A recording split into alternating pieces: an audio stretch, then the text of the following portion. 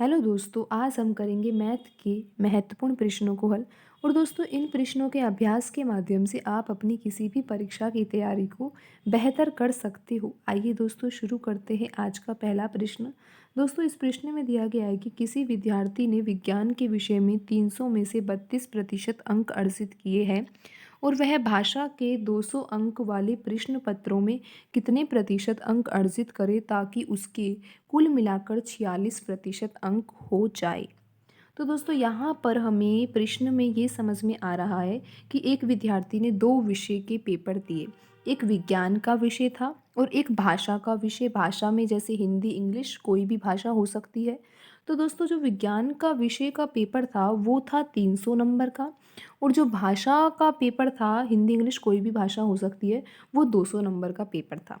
तो दोस्तों, इस बच्चे ने दो ये जो विज्ञान का विषय था उसमें तो 300 में से 32% अंक अर्जित कर लिए, लेकिन अब हमें यहाँ पर ये पता लगाना है कि जो भाषा का पेपर है उसमें 200 में से कितने प्रतिशत अंक अर्जित किए हैं। बिल्कुल दोस्तों, आपको यहाँ तक समझ में आ गया होगा कि जो साइंस का पेपर था उसमें उस बच्चे ने कितने अंक प्राप्त किए, 300 में से 32% अंक प्राप्त किए हैं। बिल्कुल दोस्तों। और जो भाषा है ना, भाषा का पेपर, वो पेपर तो था 200 नंबर का, और 200 में से कितने प्रतिशत अंक प्राप्त किए हैं ये हमें यहाँ पर पता लगाना है। लेकिन शर्त यहाँ पर ये दे रखी है कि इन दोनों नंबरों को जब हम मिलाएं, यानी कि जो 500 है, 500 में से उस बच्चे के कितने नंबर आने चाहिए, 46% नंबर आने चाहिए। तो दोस्तों, आप यहाँ पर समझ गए होंगे कि उस बच्चे को जो अंक प्राप्त करने हैं वो 500 में 500 का 46% तो प्राप्त करना ही करना है। तो दोस्तों, 500 का 46% क्या होता है, 500 का की जगह गुणा, और ये 46 और ये बट्टे 100। और दोस्तों, आपको ये दो जीरो से ये दो जीरो काटनी होगी। और जब आप 46 का गुणा 5 से करते हो तो दोस्तों आपको यहाँ पर जो आंसर मिलता है वो क्या मिलता है दोस्तों, आप यहाँ पर देख सकते हो, आपको आंसर मिलता है 230 अंक। तो दोस्तों, आपको यहाँ पर ये समझना है कि एक बच्चा है जिसने एग्ज़ाम दिया है विज्ञान विषय का और एक भाषा के विषय का, और कुल मिलाकर जो पूर्णांक है वो 500 है, और 500 में से उसको अंक प्राप्त करने हैं 230, जिससे उसको 46% अंक प्राप्त हो जाए। लेकिन दोस्तों, हमें यहाँ पर एक डाटा दे रखा है कि 300 में से 32% अंक आए हैं। तो दोस्तों, 300 का 32% क्या होता है, 300 का 32% दोस्तों आप बिल्कुल आसानी से निकाल सकते हो।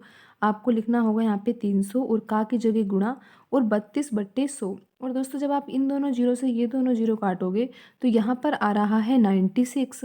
दोस्तों, साइंस जो सब्जेक्ट है उसमें तो उस बच्चे ने 96 अंक प्राप्त कर लिए, लेकिन टोटल अंक उसको कितने प्राप्त करने हैं, 230 अंक। तो दोस्तों, 230 अंक प्राप्त करने के लिए उसे कुछ अंक जो है वो भाषा में प्राप्त करने होंगे, और भाषा का जो पेपर है वो 200 नंबर का है। तो दोस्तों, कितने नंबर कम हो रहे हैं उसके, दोस्तों 96 नंबर तो उसने साइंस में प्राप्त कर लिए, लेकिन कुल 230 अंक प्राप्त करने हैं।